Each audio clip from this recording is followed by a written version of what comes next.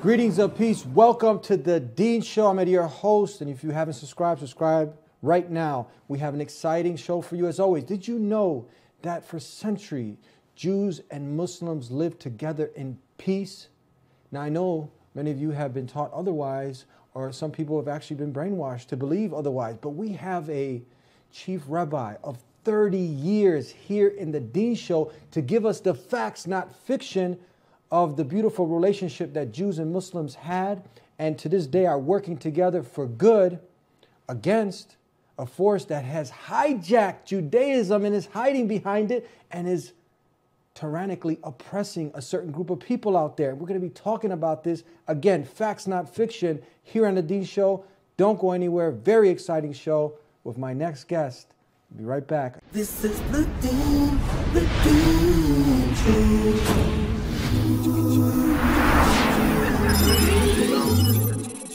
This is the Dean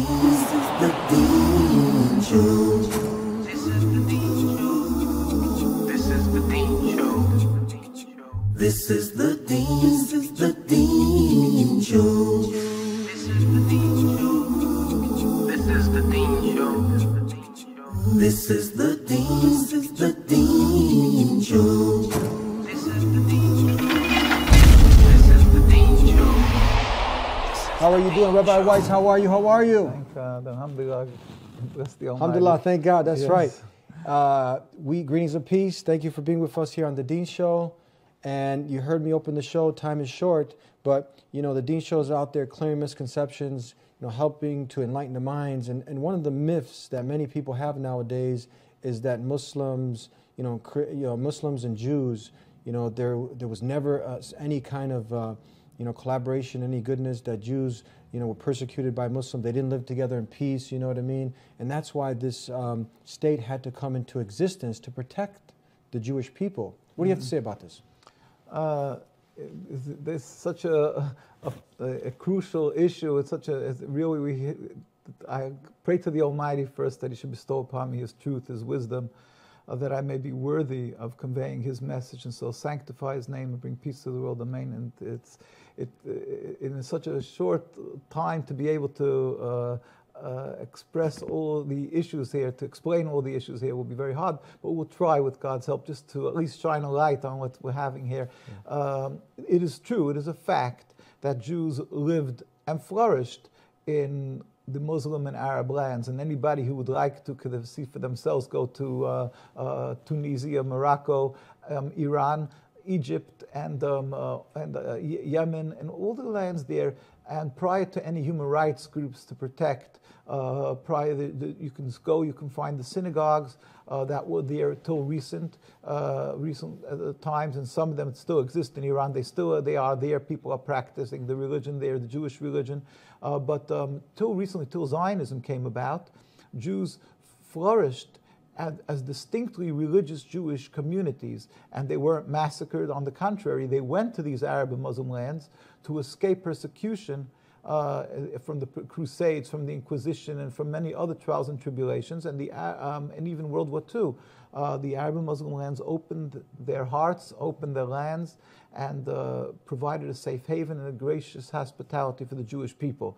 Again, clearly we have different religion, and yet we were accepted in these Muslim and Arab lands. We believe in one God, and we were accepted. We have different ways of serving God, but yet, we were respected, and even the Muslim religion requires of that, the Muslim people to provide protection and hospitality, and they did carry that out. That's clear. Nobody could refute this fact. Although, unfortunately, Zionism and the Zionists try constantly to vilify the Muslim people and try to recreate a scenario of as if we have some deep embedded religious conflict and hate between Jews and Muslims. And that is so deplorable, despicable, and really there's no words, it's a Nakba. And let me try to explain. Really, people have to understand, I threw in the word Zionism, and this, what are we talking about here? Yeah, what is it? Most people are ignorant now when you hear Zionism. What's the difference between Judaism and Zionism? Yeah. With God's help, the Judaism is a religion. It is the covenant that Jewish people made some 3,000 years ago on Mount Sinai to be subservient to God and to follow the laws of the Torah, 613 commandments in the Torah. In the Torah is full of laws that are replete. Some large segment of them have to do with keeping Sabbath, kosher, things that pertain from us as human beings to the Almighty. And then there is a large segment of the Torah that pertains to that one should not steal and one not kill and to be compassionate and so forth. There's many, many commandments. It's all part and parcel of the Torah. In fact, we can encompass it as one of the commands, one of the statements is that in Hebrew it says, Mahu racham afatu teiracham. Just as God is compassionate, you should be compassionate. So basically that is what Judaism is. Zionism is a mere 100-odd years. It was a movement of Jews who were estranged from the Torah, who detested the Torah and tried to transform this Judaism into ersatz Judaism, a new Judaism, which is pure nationalism, material concept of having an army, Olympic team, and to be a nation proud amongst other nations, totally removing in its essence the concept of godliness, removing God from the equation, and they will allow religion, they say, or how far they do or don't, but they have hijacked the name Israel, they've hijacked the whole Judaism to legitimize and to put a facade of that it's kosher, that it's godly, what they're doing, when in truth it contradicts Judaism and it's totally forbidden, and I'll explain why with God's help. Can you, before we go to break, so can you be Jewish and an atheist? Of course not. It's ridiculous. Judaism is belief in God. That's what it's all about, a covenant with God. It's not a nationalism. It's not some type of a country that you can be a Democrat, you can be a Marxist or something. Well, Zionism is exactly that. They were Marxists and they claim to be Democrats, and they proudly claim that you don't have to be a practicing Jew and to be a good Jew as long as you're supporting the state. So that in and of itself shows the heresy and the blasphemy in what this is. But there's much more to what we're talking about, the issue of Zionism, and I would really have to elaborate a little bit on what this is, on what Zionism, how in every facet it rebels against God, and it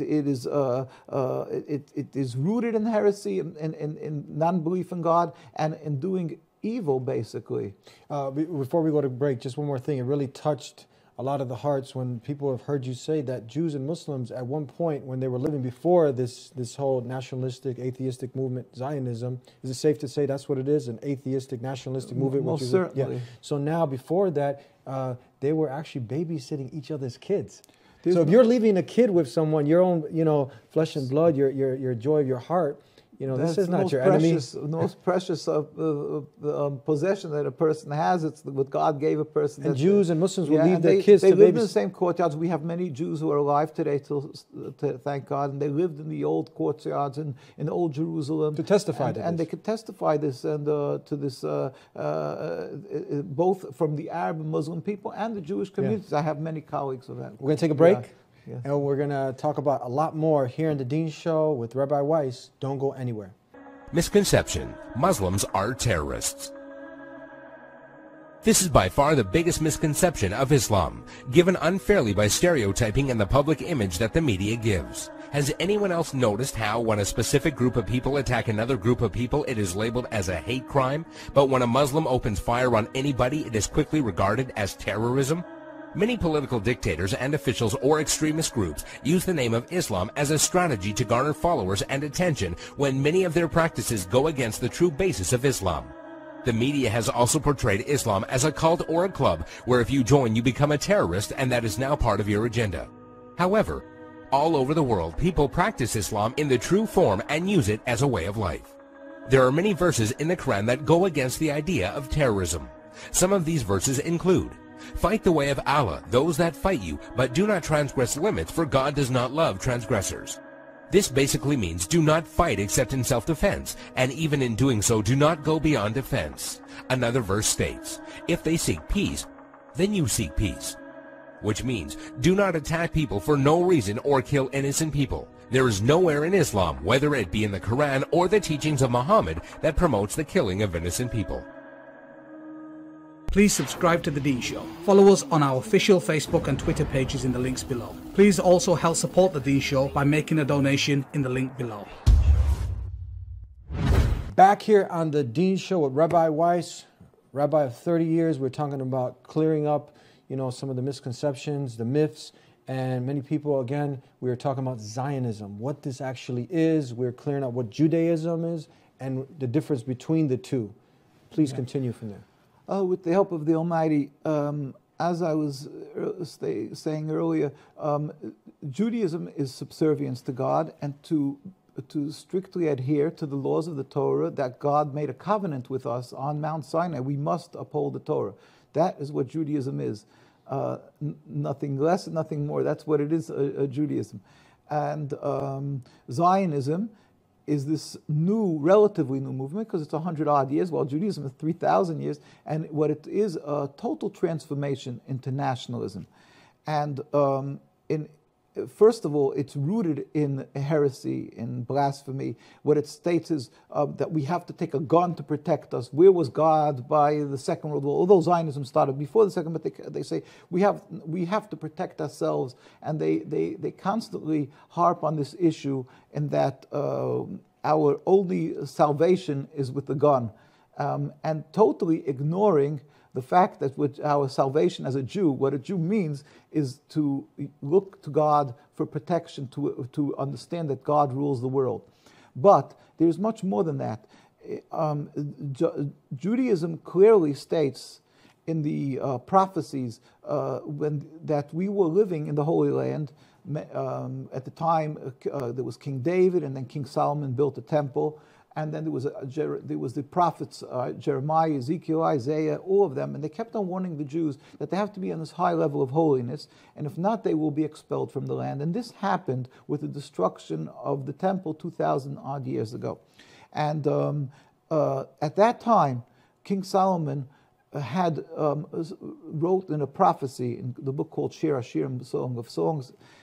He wrote that the Jews are under 3 oaths. One, that since we were expelled and sent into exile, again, clearly as a Jew believes it, not because of our physical lacking, only because it was a decree of God, because of our spiritual lacking. Therefore, God said, put us under 3 oaths. One, not to return in mass, in large numbers to the Holy Land. Jews were living as private individuals under Turkey or whoever it was, that the Ottoman Republic, it's all fine. But to return in mass, that is forbidden. Secondly, we are not to rebel against any nation. We're not to make any attempt we have to be loyal citizens in every country, pray for the well-being of the country that we're residing in. Thirdly, not to make any attempt to end exile.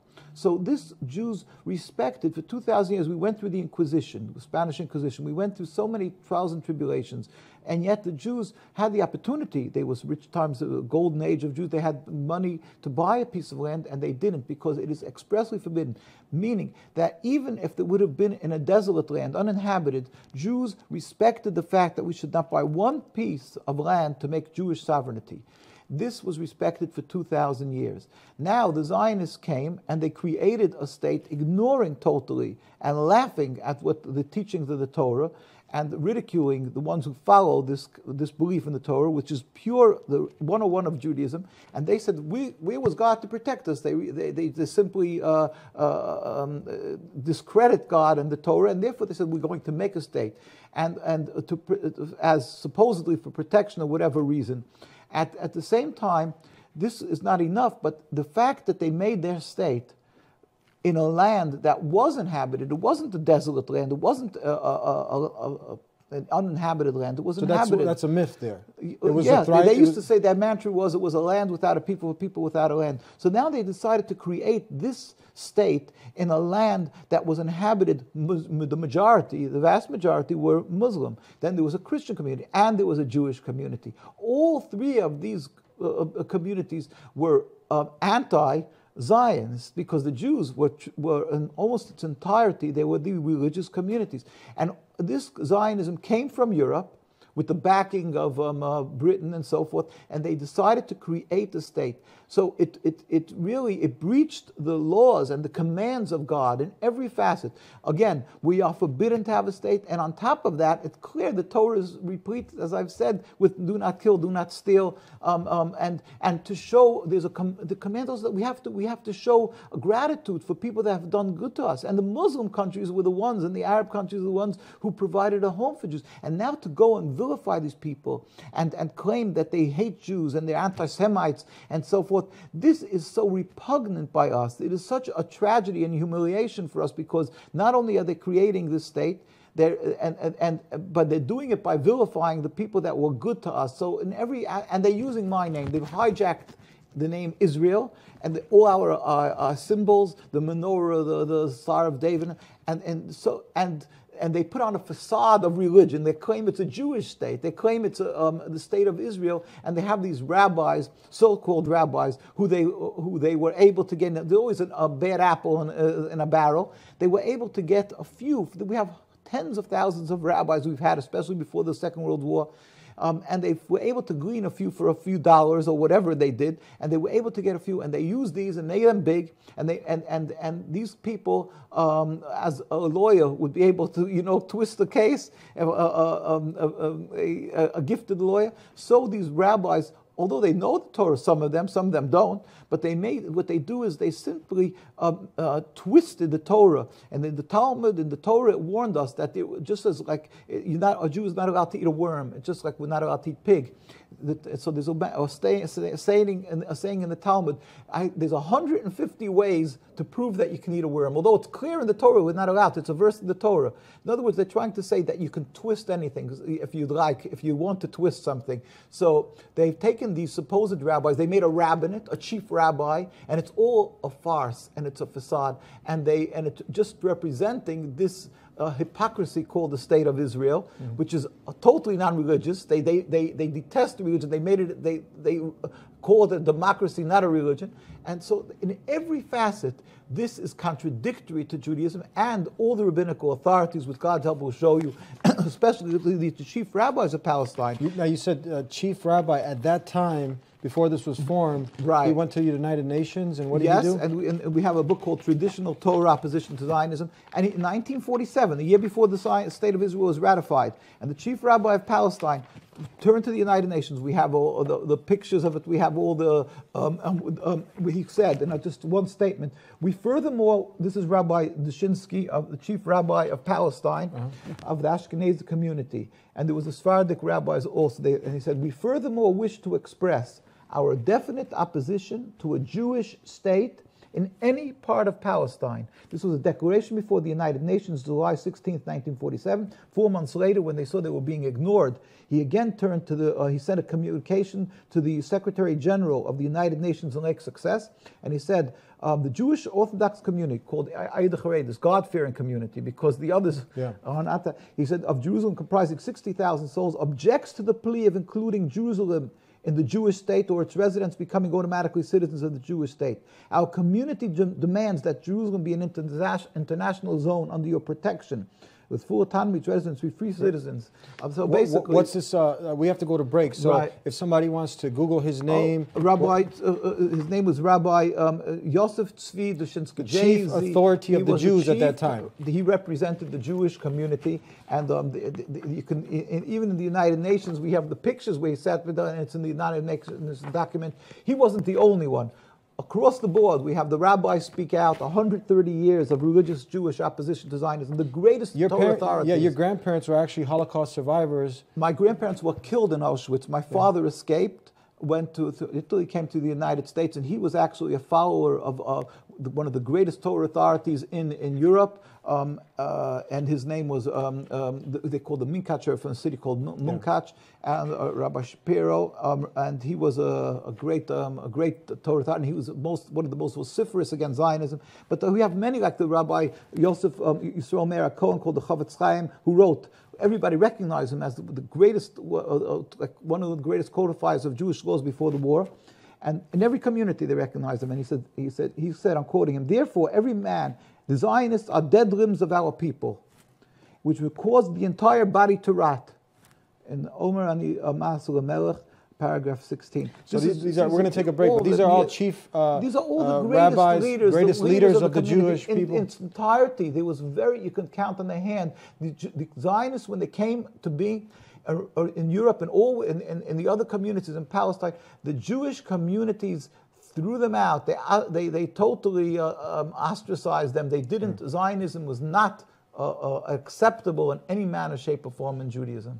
Here with Rabbi Weiss, we're going to take a break. Peace activists calling for peace, and Muslims and Jews working together for peace. We'll be right back here on The Dean Show. Please subscribe to The Dean Show. Follow us on our official Facebook and Twitter pages in the links below. Please also help support The Dean Show by making a donation in the link below.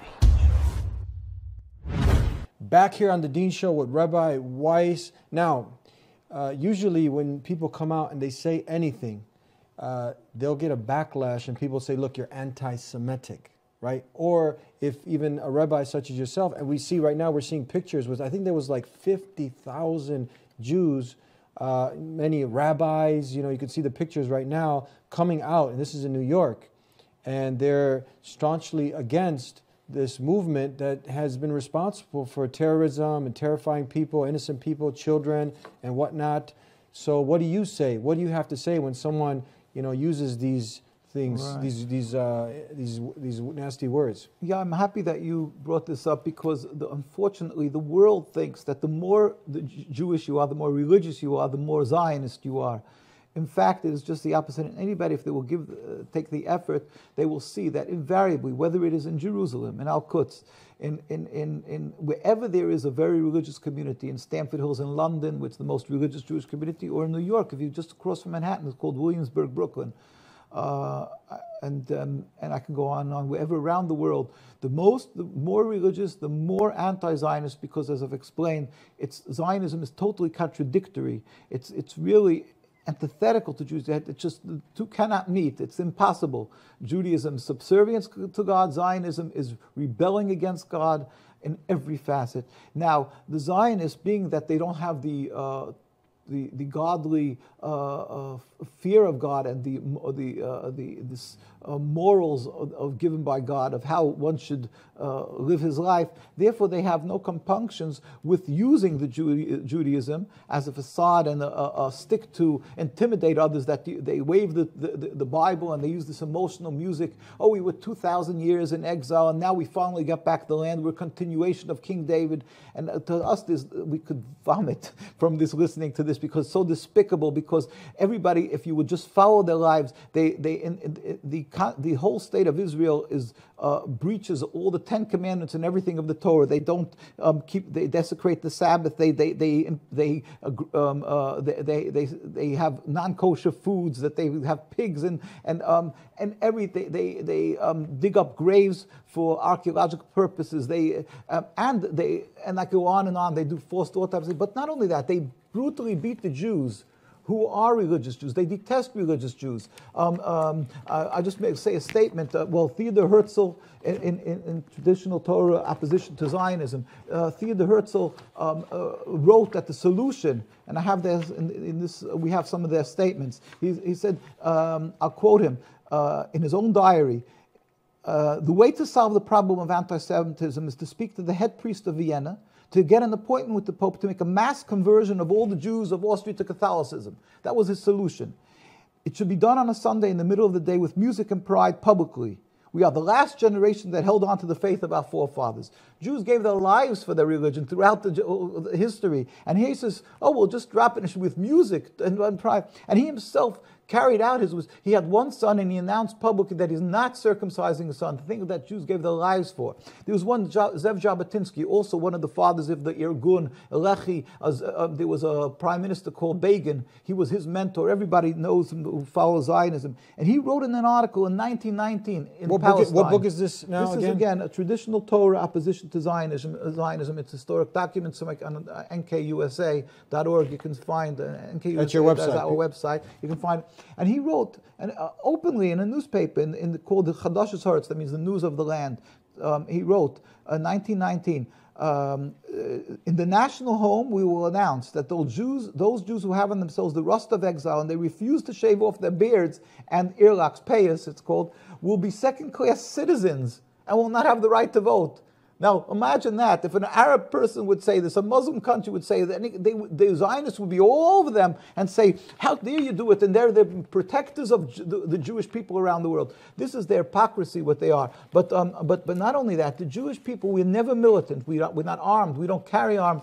And yet when we have simply to voice our opposition to the Zionist occupation of Palestine and what they're doing, we have demonstrations. Now, who are these people? These are rabbis, Jews. Some of them are rabbis. Some of them are laymen. Just now, Jews. These are Zionists. These are the police. Muslims beating them? These are the Zionists.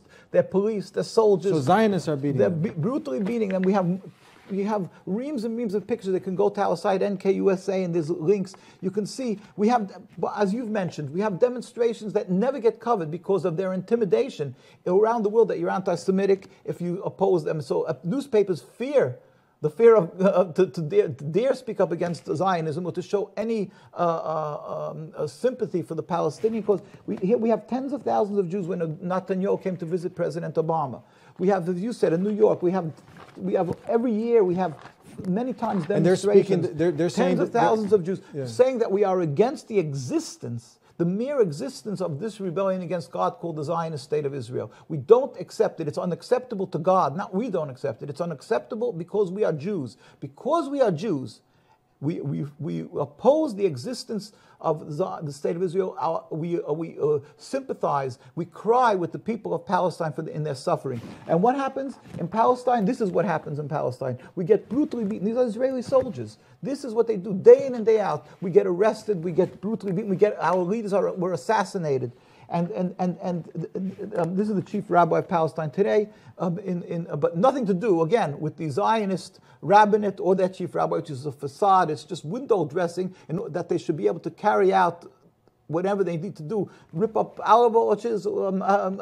So they have a sign by their rabbis. Their rabbis may be knowledgeable, but that doesn't mean it's neither here nor there. It's nothing, because they are not upholding the Torah. They are not only not rabbis, but they are not practitioners of Judaism. They've excluded themselves from Judaism, and we have so many. Again, people could see pictures of the tens and tens of thousands of people demonstrating. These pictures are not big enough, but the pictures will go to the site. Whether it is in Washington, whether it is in New York, whether it is in Palestine, mostly, or in London, around the world, we demonstrate. We also go. We, as Jews who are true to Judaism, we went to Gaza. We go to Muslim countries now because it's a requirement, as the chief rabbi of Palestine, Rabbi Teitelbaum, said. We are required to let the world know that these Zionists and their state does not speak for the Jewish people, and they are not in any way have the right to use Judaism to oppress, to steal the land from the Palestinian people. These people who are good to us, and we babysat each other's children, we live together, they have no right to steal from them. The Torah doesn't permit you to steal. And here we went to Gaza, we brought, just recently we sent an ambulance. We couldn't go recently because of what's happening. We usually go through Egypt, but unfortunately what's happening. But we sent from Norway, and together with the people from Norway, we brought an ambulance. We went twice there after the attacks on Gaza a few years ago. And here we're non-political, so we're good with all the factions, with President Abbas and with the Prime Minister. This is meeting with Prime Minister Ismail Haniyeh in Gaza, and we meet with, and we went to the Iran and to Sheikh Qaradawi and all the people and the kings and leaders, thank God, to tell them that the people should understand that the religion isn't the issue. The Zionist wants to confuse, to make it that there's a religious conflict. Nothing to do with religion. On the contrary, the Muslims and the Arab people were for us our friends and our patrons, the ones who protect us and provide a safe haven, and they should not be full victim of this evil movement of Zionism. With God's help, if you will remove this impediment to peace, Zionism, a relatively new ideology, so 100 mere years, then the Jews and Muslims and Christians were living for hundreds and hundreds of years, and it was never a problem. We could just remove that little drop of sand that was thrown in the person in the eye. You can't. That Zionism, remove that impediment to peace. And don't be confused that you have to remove this religion, these people, followers of practices of religion. The world, unfortunately, confuses these issues. And that is where the problem is. And that's why there's no light at the end of the tunnel, because they feel that they have to force this Zionism that it should continue. Remove it, and you won't have to put in billions of dollars for building walls and everything, because we can live together, as history so beautifully attests to the fact that we live together. I'd like to thank you. We're out of time. We have to go. Moving forward, how can people, if they want to get, sincere people out there who want to know the truth, but there's a lot of confusion over this, how can they get more informed? Well, with God's help, they can go to our site, www.nkusa.org, and as in November, nkusa.org, and there's a lot of sites, links, they can go to that. We urge people, don't call it a Jewish state, call it a Zionist state. You shouldn't fall into the trap of being referred to as Zionist. And we urge people both to pray to the Almighty, who ultimately is the one who brings the results, and do not be silent, do not be intimidated. Stand up for the people of Gaza and Palestine, to urge the leaders, just as South Africa was stopped from the apartheid. We can, with God's help, we will be able to, by having and putting pressure on our politicians, that they should understand they have to stop this injustice. And we plead with people, invite us and let us know of conferences around the world, and bring us there. We do not charge honorariums. It's our godly obligation to educate the world to understand that there is a way out of this terrible, terrible Nakba, this tragedy, simply by removing this impediment to peace. God help speedily, peacefully, and sooner nowadays. And then we can live together in peace and harmony. In peace. Thank you so much. Thank you so much for being with us here on the Dean Show, Rabbi. Thank you. And that was Rabbi Weiss. As you can see, Jews and Muslims lived. It's a fallacy that they didn't live together in peace, that they actually babysat each other's kids. And the rabbi had mentioned apartheid. Now, I'm going to end with this quote from Nelson Mandela, where he stated that apartheid is a crime against humanity. Israel has deprived millions of Palestinians of their liberty and property. It has perpetuated a system of gross radical discrimination and equality. It has systematically incarcerated and tortured thousands of Palestinians contrary to the rules of international law. It has, in particular, waged a war against a civilian population, in particular, children, in particular, innocent children. Get informed, get enlightened, and don't be someone who's just blindly hating. And connect with God, connect with your Creator, and ask Him for the guidance. He'll make it clear. We'll see you next time on the Dean Show. Subscribe if you haven't already. Follow us on the social media tools, and we'll see you next time. Until then, peace be unto you.